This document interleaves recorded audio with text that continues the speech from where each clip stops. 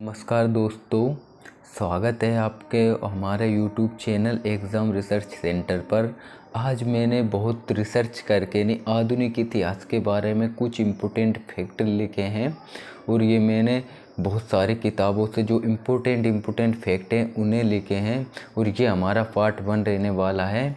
और पार्ट 2 में हम अगला फैक्ट देखेंगे, वो भी आधुनिक इतिहास के बारे में रहेगा। और इसमें हम जानेंगे कि बंगाल विभाजन कब हुआ था, लखनऊ अधिवेशन कब हुआ था, कलकत्ता अधिवेशन कब हुआ था। और इसमें ये भी जानेंगे कि जो बंगाल विभाजन हुआ था उस समय किस किस वस्तुओं का बहिष्कार किया गया था, कौन कौन से दल थे और गर्म दल नरम दल कब अलग हुए थे। तो आइए आज आपके साथ में मैं आपको बहुत इम्पोर्टेंट फैक्ट बताऊंगा आधुनिक इतिहास के बारे में, जो आपके आगामी एग्ज़ाम के लिए बहुत इम्पोर्टेंट होगा। वो तो आइए शुरू करते हैं। पहला क्या है इसमें, 7 अगस्त 1905। 7 अगस्त 1905 में क्या हुआ था, बंगाल विभाजन, यानी बंगाल विभाजन हुआ था 7 अगस्त 1905 में। और इस समय गवर्नर कौन था, लॉर्ड कर्जन नाम से कोई गवर्नर था।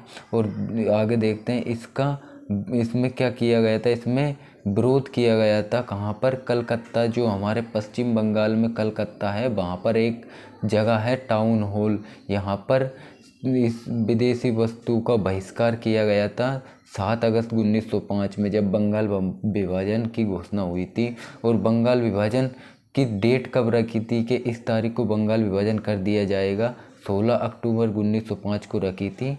और इस समय वहाँ पर बंगाल में सभी लोगों ने मिलकर रक्षाबंधन मनाया था ताकि बंगाल विभाजन ना हो। तो आप याद रखना 16 अक्टूबर को रक्षाबंधन दिवस मनाया जाता है, क्योंकि बंगाल विभाजन को किया जा रहा था तो वहाँ के लोग बहुत ज़्यादा नाराज़ हो गए थे, इसलिए उन्होंने रक्षाबंधन मनाया था। आगे देखते हैं 1907 में सूरत अधिवेशन हुआ था और इसमें याद रखना रास बिहारी घोष जो था इसका अध्यक्ष था।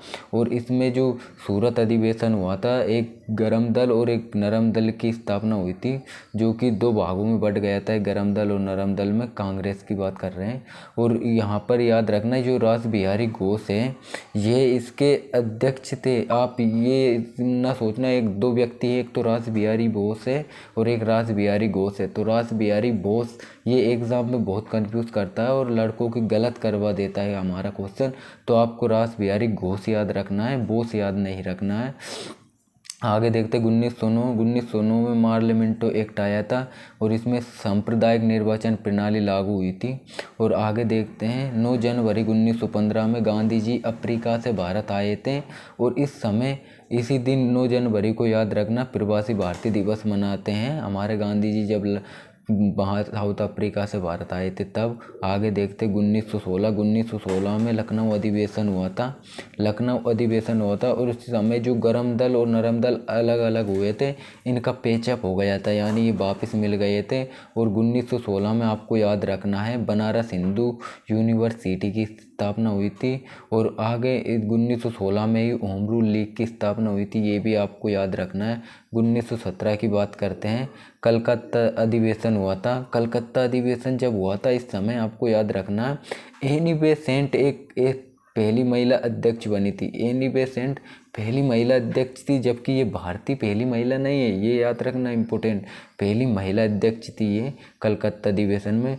और इस समय 1917 में चंपारण सत्याग्रह हुआ था, जो कि बिहार में स्थित है। और इसकी एक और बात याद रखना है, जो चंपारण सत्याग्रह इसे ही हम 3 कटीय पद्धति के नाम से भी जानते हैं। आगे याद रखना 1917 में ये गांधी जी के शुक्ला जी ने बुलाया था, यानी जो बिहार में एक सेठ था बहुत बड़ा शुक्ला जी, उसने गांधी जी को बुलाया था कि हमारे यहाँ पर आइए, जो 3 कटीय पद्धति चल रही है इसे समाप्त कीजिए।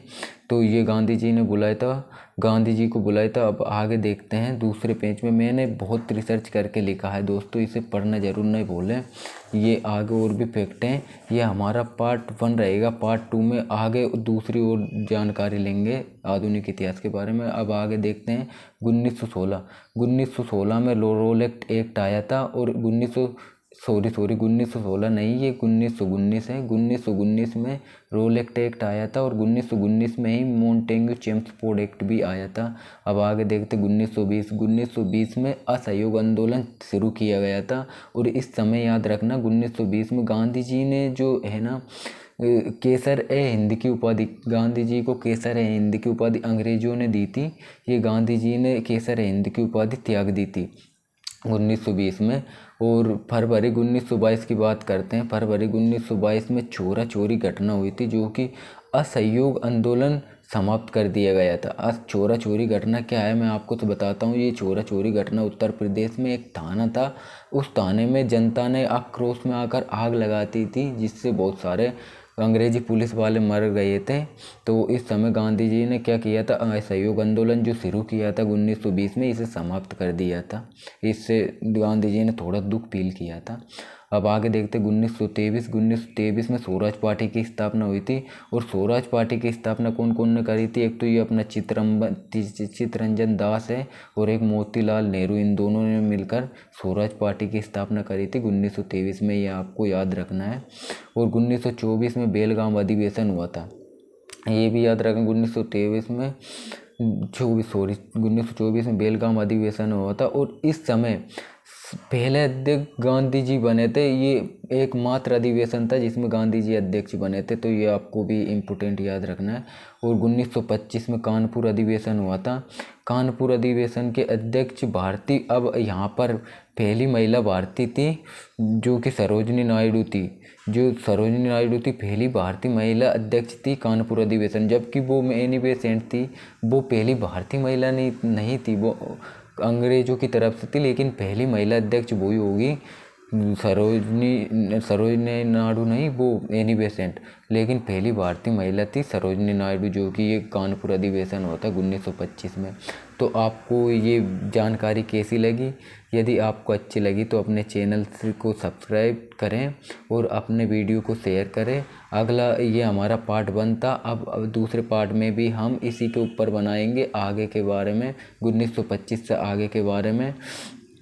तो आपको ये वीडियो अच्छी लगी तो एक दिल भेज दीजिए, ताकि हमारा भी दिल गदगद हो जाए और आपके लिए एक से एक फैक्ट बनाएंगे। और हमारे जो एग्ज़ाम रिसर्च सेंटर है वो हम उन्हीं क्वेश्चनों को अपलोड करते हैं जो क्वेश्चन एग्ज़ाम में आ चुके हैं, जो बार बार पूछे जाते हैं।